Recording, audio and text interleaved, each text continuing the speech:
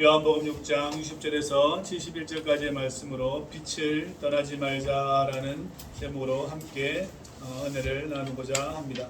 우리 예수님께서는 6장에서 계속하여서 자신이 생명의 빵이요 참된 음료다, 참된 양식이다 라고 말씀하면서 옛날에 너희 조상들과 먹었던 것과 같이 그렇지 않다라고 말씀하시며, 그래서 다시는 배고프지 아니하고 다시는 목마르지 아니한다는 말씀으로 계속해서 제자들에게, 따르는 무리들에게 말씀을 전하고 있습니다.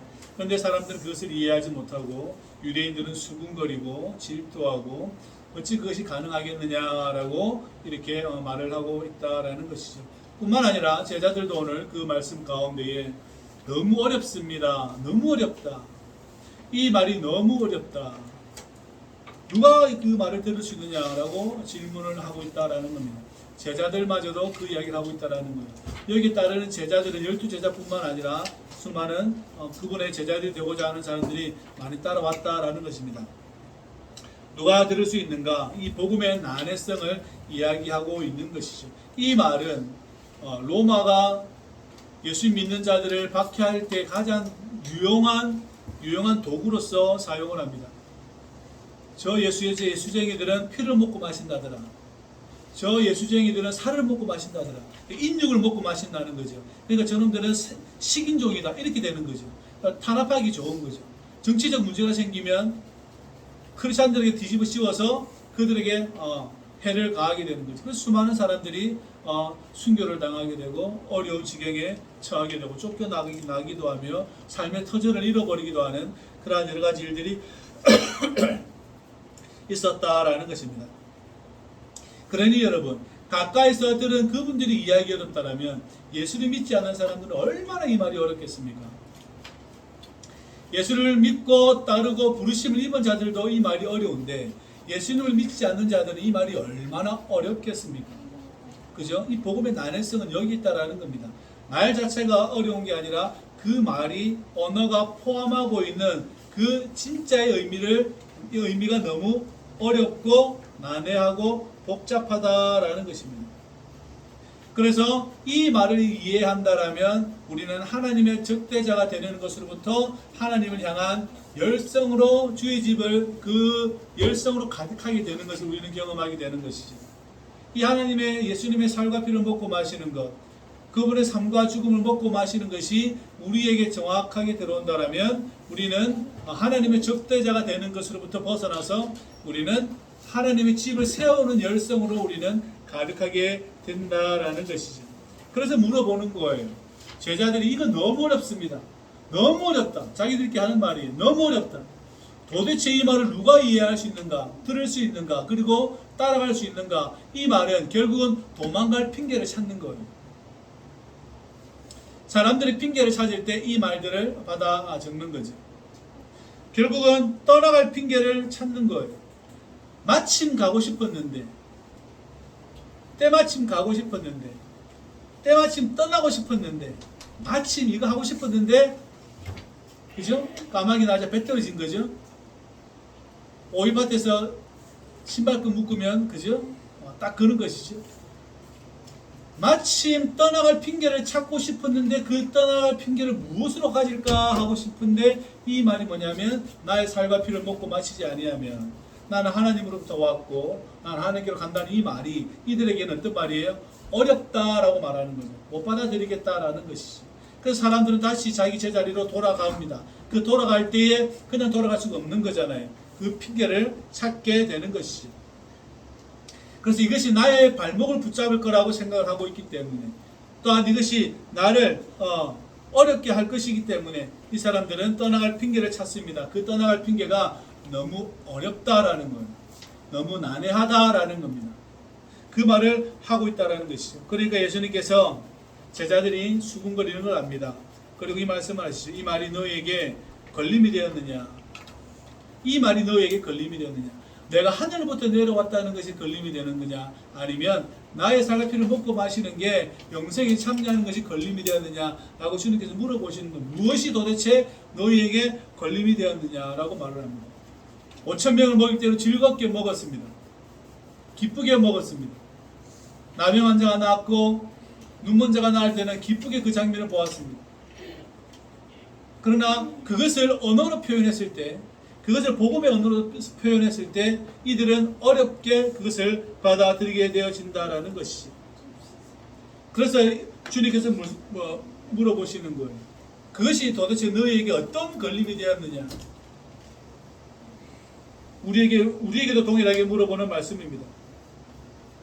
죽은 자가 살아난다는 것이 무엇을 위한 일인지, 그리고 산다는 것이 걸림인 것이면 죽는다는 것은 얼마나 큰 걸림이냐 한번 물어보시는 거예요. 주님께서 물어보시는 거예요.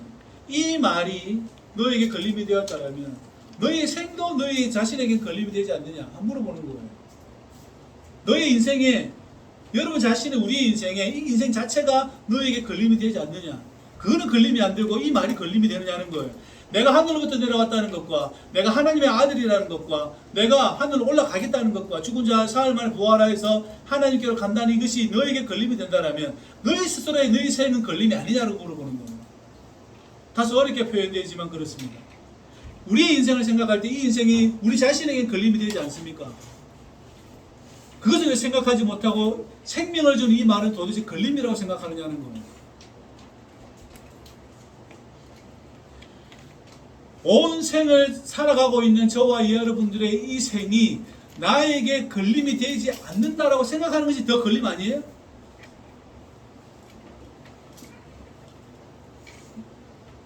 그것이 내 삶의 걸림이 되어야지. 나를 넘어뜨리게 하는 것이지. 오직 한 분이신 하나님 안에서 우리의 인생을 지하시고 우리와 똑같은 육신을 지하시고 이 땅에 내려오신 그분께서 선포한 복음이 걸림이라면 나의 삶 자체도 걸림이 되어야 합니다. 그것을 걸림으로 여길 줄 안다라면. 그죠? 고등어를 먹어서 가시에 목에 걸렸잖아요. 그죠? 우리는 가시를 보고 지금 어떻게 해요? 깜짝 놀라고 있는 거예요. 근데 예수님은 뭘 이야기해요? 고등어 전체를 이야기해 주는 거예요. 사람은 뭘 자꾸 걸림으로 여겨요? 가시 목에 걸린 걸 가지고 생각하는 거지. 근데 예수님은 전체를 보여주는 장면이 있는 것이. 그래서 주님께서 말씀합니다. 내가 이전에 있던 곳으로 다시 올라가면 어떡하겠느냐 이렇게 물어봐요. 내가 이전에 있던 곳으로 내가 다시 올라가면 어떡하겠냐라고 물어보는 거예요. 그래서 믿음은 선물이라고 표현하는 것은 바로 여기 있습니다. 왜냐하면 도저히 믿을 수 있는 방식이 아니기 때문에 그렇다라는 것입니다. 여러분 한 번도 못 들어봤죠? 사람이 죽은 자 가운데 살아나서 하늘 올라간다는 사실을 여러분들이 저와 여러분들 뵌 적이 있습니까? 인생 가운데. 예수님이 이것을 이야기하니까 걸림이 되는 거예요. 에이 어떻게 그런 일이 있을 수 있습니까? 라고 물어보는 거예요. 근데 예수님은 내가 이전에 있던 곳으로 올라가면 어떻게 하겠느냐라고 주님께서 물어보신다라는 거예요. 그래서 이것이 선물이다. 이것을 믿는 자가 받아들이는 것은 하나님으로부터 선물을 받았다라는 것으로 우리는 표현하게 된다라는 것입니다. 그러니까 여러분 보십시오. 양이 아니면 소가 말이 푸른 초장을 보면 자신도 모르게 그 초장으로 몸이 따라갑니다. 자신도 모르게 그 초장을 보면 왜 그렇습니까? 거기에는 먹을 것이 풍성하기 때문에 그 초장으로 자신 몸이 따라갑니다. 그죠? 우리도 마찬가지라고 생각합니다. 저와 여러분들이 그것이 나의 온 영혼이 자연스럽게 몸이 반응이 그쪽으로 흘러가야 한다라는 것입니다. 우리의 하나님에 대한 사랑이 그렇게 자연스럽게 그쪽으로 흘러가야 된다라는 것이죠. 믿음이란 무엇입니까? 그런 것이죠. 푸른 초장이 보이는데 나의 그 초장으로 인하여 내 몸에 이상 반응이 나오는 겁니다. 그것이 이렇게 가는 것입니다. 그래서 주께서 말씀합니다. 살리는 것은 영이다. 육은 무익하다. 내가 너에게 이른 말은 영이다 라고 말씀합니다. 생명이다 라고 말씀합니다. 이 말씀으로 우리를 살리시겠다라고 우리에게 말씀하는 것이죠. 그러나 예수님께서는 제자들에게 말하기를 너희들 중에는 처음부터 안 믿는 자들이 있다라고 말을 합니다. 누구냐면 가룟 유다를 말씀하게 되시는 것이. 예수님의 팔자가 누구인지, 그것을 주님께서는 오늘 말씀하고 있다라는 겁니다. 그래서 주께서 말씀하시기를 하나님 아버지께서 이렇게 보내주지 아니하시면 그 누구도 내게 올 수 없다라고 말씀을 하고 있다라는 것입니다. 이 부르심과 이 따름에 대한 기본적인 것은 하나님이 먼저 부르셨다. 하나님이 먼저 이 자리로 우리를 불러주셨다. 그것이 큰 은혜임을 우리가 알 수 있기를 주의 이름으로 부탁을 드립니다. 그래서 정해져 있다라는 것은 우리 자신에게 너무 기분 나쁜 언어예요. 정해져 있다라는 것은 우리 이성으로 판단하기에는 아주 기분이 나쁜 언어예요. 그러나 그것이 정해져 있다라는 것이 우리가 받아들여야 할 믿음입니다. 하나님께서 작정한 자는 어떠한 방식으로도 그 계획을 이루신다라는 것을 우리가 받아들여야 합니다. 그것이 우리가 가지고 있는 신앙인 것이지. 그 말을 하고 난 뒤 많은 제자들이 주님을 떠나가 버립니다. 갈 사람은 가고 남은 사람은 남게 되는 것이죠. 떠난 이유는 무엇입니까? 그 말이 우리 자신을 괴롭게 하기 때문에 그렇습니다. 우리 마음을 어렵게 하기 때문에 그렇습니다. 마치 우리 입에는 쓰고 몸에는 달달한 것처럼. 그런데 일반적으로 예수님의 진리, 거짓 진리를 전파하는 사람들에게는 입은 달고 속에서는 쓰거든요. 이것이 반대라는 것입니다.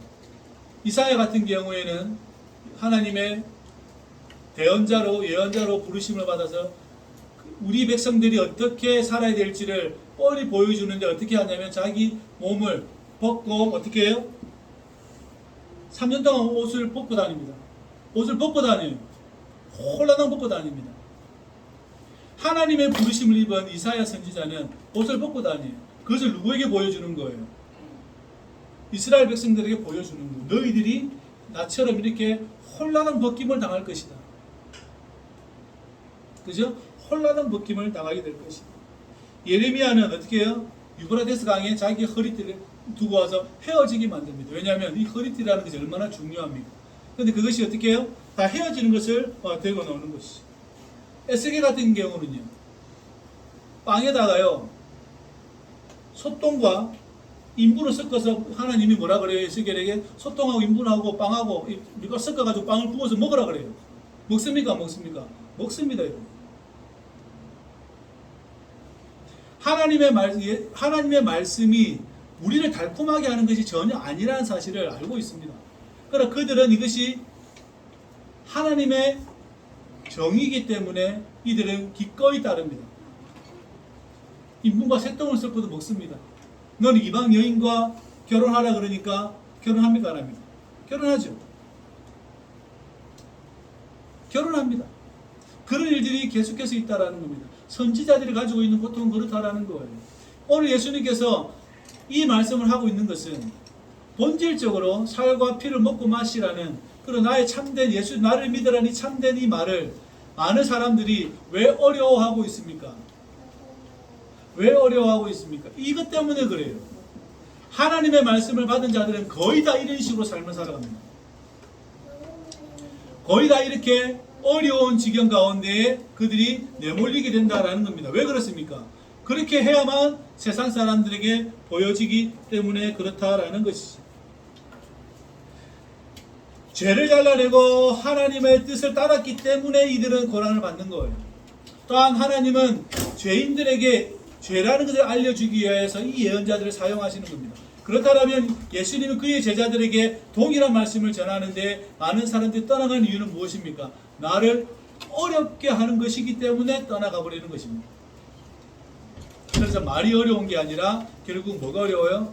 내 삶이 피폐해지고 어렵게 된다는 것을 알고 있기 때문에 예수님을 떠나게 된다는 겁니다.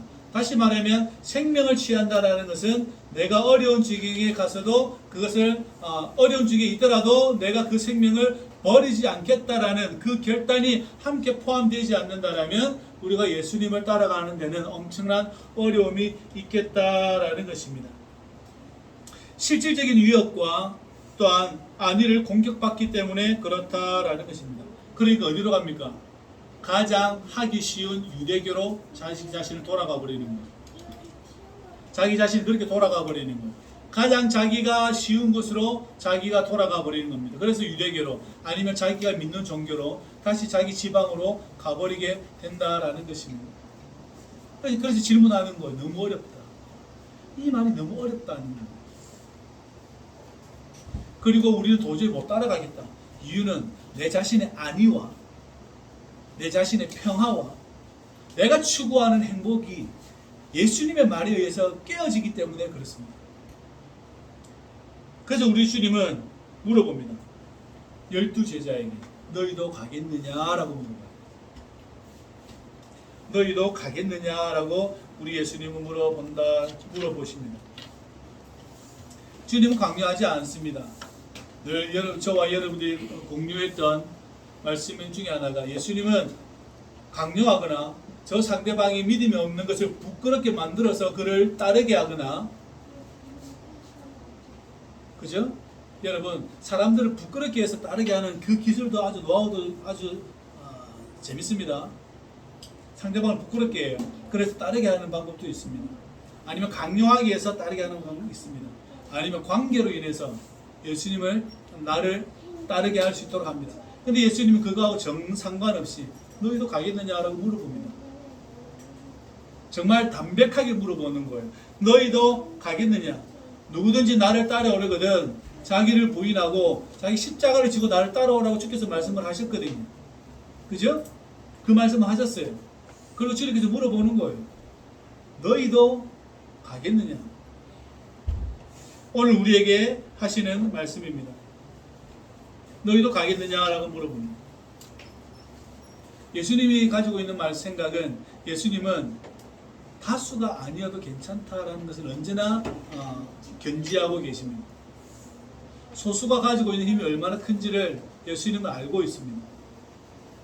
예수님의 죽음이 온 인생과 온 인류의 죄를 사해 주었던 이 놀라운 일들은 그 누가 곁에 있어서 예수님 그 일을 시행하는 게 아닙니다.